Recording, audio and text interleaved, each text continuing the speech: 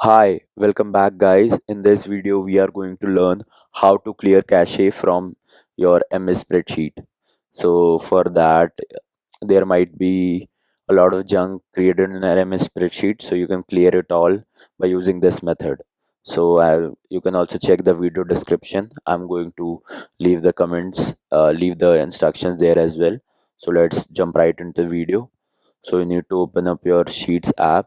You need to then click on these three dots, and then you need to go to settings, and after that you can see at the last you will see an option of clear cache. Click on it and select OK. So it will say document cache has been cleared.